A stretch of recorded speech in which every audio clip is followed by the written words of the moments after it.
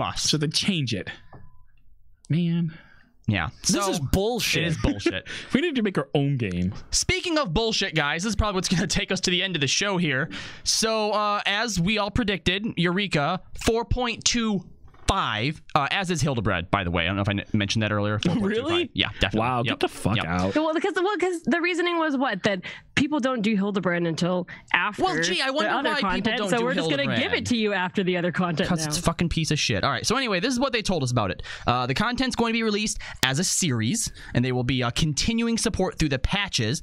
They would like for players to enjoy this content with many players, and there will be some leveling aspects here. We're planning to have players strengthen the weapons and gear inside Eureka, and within Eureka, players will encounter strong monsters such as NMs. They should be able to show us more information in the next live letter. So basically, this is what they have described is exactly what we kind of predicted they would do, is taking Palace of the Dead and Diadem and just combine, pushing them together, now smushing them. Yeah. Now kiss. Yeah. They are literally all of the buzzwords from both of those mashed into one. It is. That's exactly what's going on here. Someone call in and fight me about it. Seriously. Like, if we've got anyone that wants to call in and say that... And still defend them. That we're wrong, please do. Hold on. This is called Animos? Forbidden Land of Eureka Animos? Yeah. Well, because it's going to be a series. Animos. So basically when the next one comes out, it'll be the Forbidden Land of Eureka, but then another area of it. Which, which means that just like with the Relic Quest, when you get to a certain point and nobody's doing that shit anymore, eventually you're going to go into Animos and nobody's going to be there because they're doing their relic weapon somewhere else. Yep. So they're still going to fuck it up. Like, I just don't understand how Square Enix thinks people are going to continue doing this long term. Oh, they don't want you to do it long term, remember? Yeah, but if it's attached to progression, you're going to have it relate long term. That's why I think you've got that keyword in there. There's going to be leveling aspects to it. It also says too that they're going to be implementing a new system. Yeah. So we still have heard nothing about the actual next deep dungeon, right? This is nope. No. There is no more deep dungeon. I don't think. If we get a deep dungeon, it's not going to be till like 4.42. No, I literally think that they're mashing up elements from Deep Dungeon and Diadem, where it's going to have the progression system of Deep Dungeon, where you're leveling inside Deep Dungeon, leveling independent of your real level, that you're getting XP when you leave, so there is a reason to keep doing it outside of your regular player progression, right? Like if you want to level another job or if you're fresh to the game, it would be a good way to be able to collect XP, because that's what people did with Palace of the Dead, right? Yep. It had a secondary purpose that ended up being its primary purpose. So force them into the Forbidden Lands of Eureka, and then that way they're gaining XP, and those people who are just coming to the game and those people who have been playing long term are both playing the same system to be able to get entirely different benefits out of it.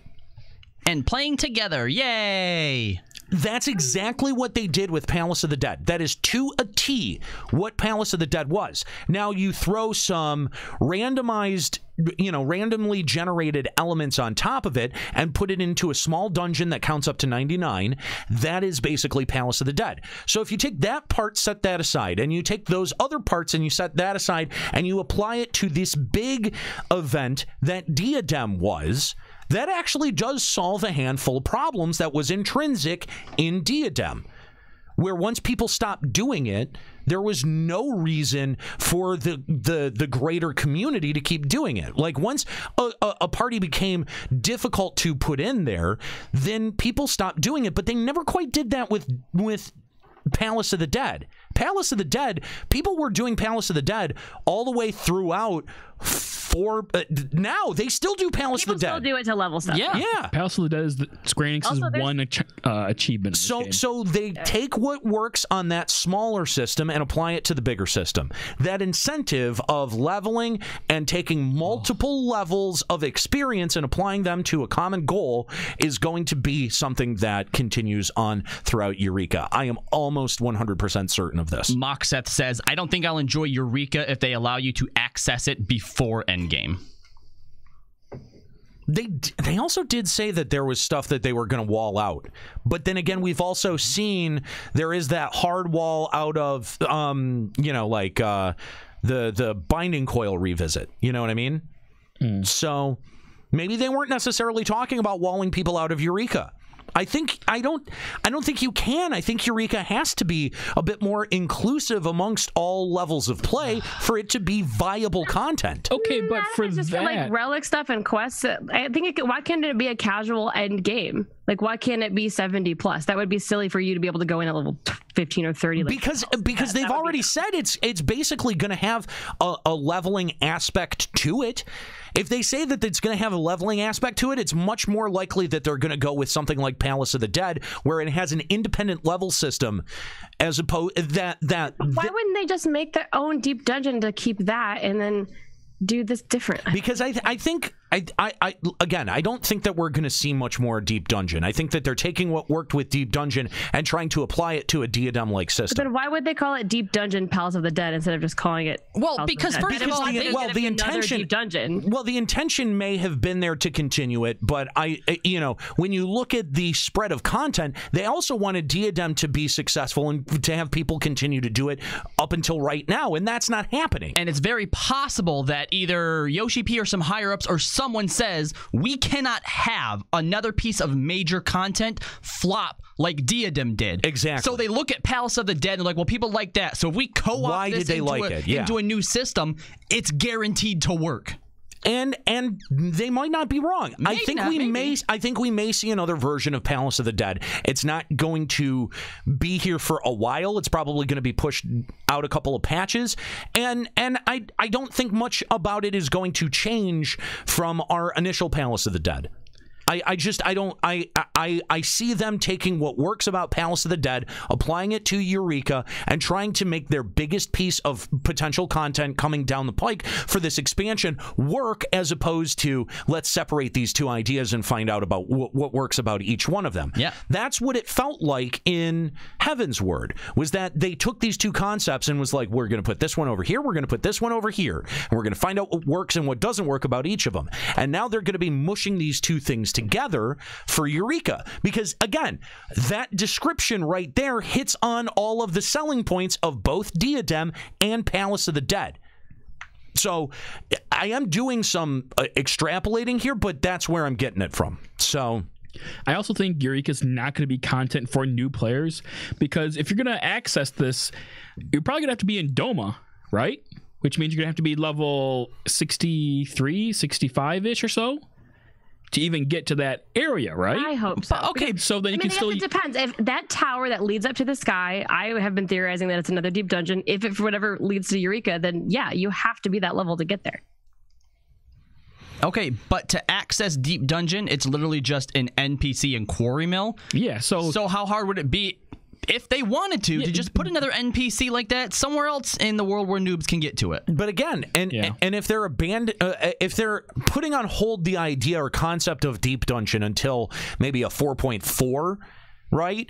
Then again, we're looking at this. You're looking at it, Nika, through the lens of like the next Deep Dungeon. You need to look at it through like, this is the next Diadem, and what can they do to make Diadem work, right? If people stayed engaged in Palace of the Dead because they were able to gain XP out of it, then I think that it is natural to assume that Eureka is also, in order to be able to entice players of all levels, is going to have to exist at all levels. And the other thing about Eureka is that we have no idea where this exists on the map. We just don't. I mean, if we're going to be literal about where the Forbidden Lands of Eureka were. You got there after traversing the Crystal Tower in 3. Right? So was it like in the tower? Or was it like in It was after. It was like after the tower.